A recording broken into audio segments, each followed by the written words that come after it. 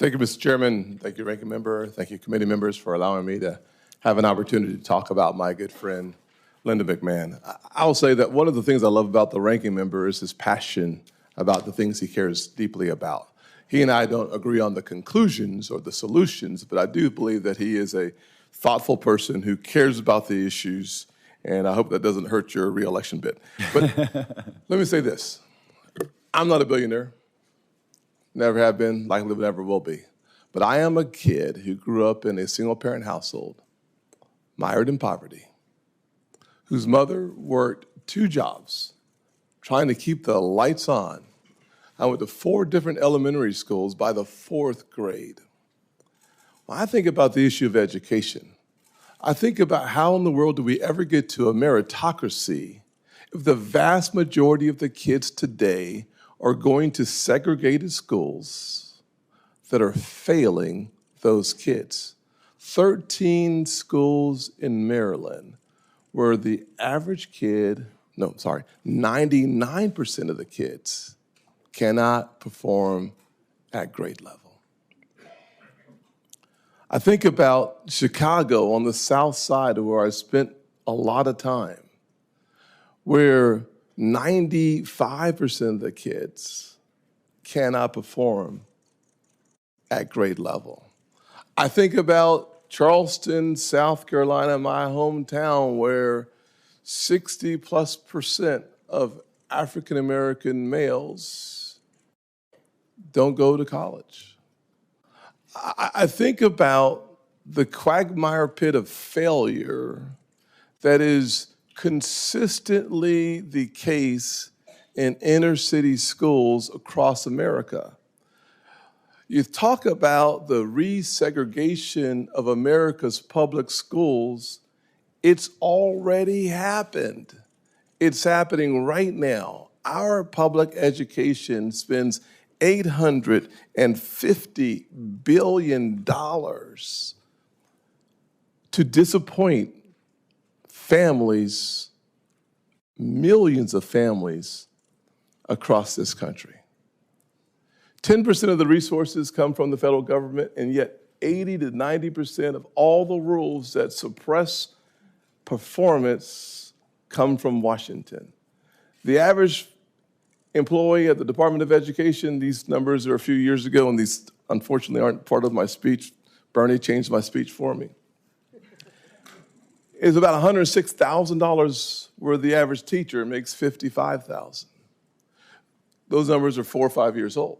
But here's my point. My point is a simple point. I'm a guy who understands the weight of a poor education system and the benefit of a good education system because I've experienced both.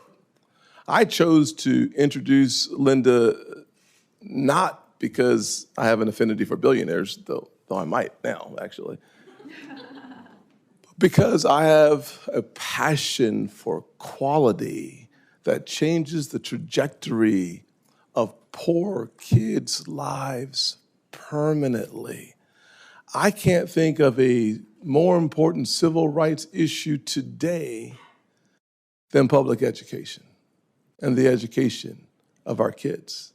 I can't think of a better person to take on that challenge than someone that I had confidence when she was the administrator of the SBA. I can't think of someone better to take on this challenge than someone that took a regional company, WWE, and made it into the global powerhouse that it is today than the co-founder, chief executive, Linda McMahon. I can't think of someone better to do the job than someone who served on her own state board of education, who was a trustee at Sacred Heart University, and who led the policy initiatives at the America First Policy Institute. That would be Linda McMahon. I can tell you that there are a lot of questions I'd like to answer, but I don't have time. But I can tell you this. For the poorest kids in our country, disillusioned about the American dream, the answers they are looking for rarely come from Washington. With all of our good intentions, the Department of Education has simply failed the poorest kids in the United States of America, the greatest nation on the planet. To turn that around, we need someone who's already succeeded in business and in government. And let me just close with this. The Department of Education doesn't educate kids. It's a federal agency. Local communities and local teachers educate kids. Our Department of Education is a federal behemoth that needs to focus on getting more money in the hands of more students so that they have a better chance. And yes, I do believe that competition makes your quality go up and your cost go down.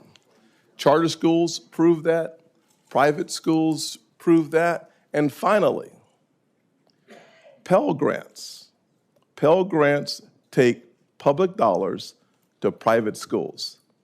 Unfortunately, poor black kids today, the vast majority, won't have a Pell Grant. Why? Because if you don't graduate from high school, if you don't have proficiency in reading, math, and science, the likelihood of you going to college is zero. Let's improve our K through 12 system so that more of America's poor rural kids and inner city kids both have the experience I have of realizing their version of the American dream.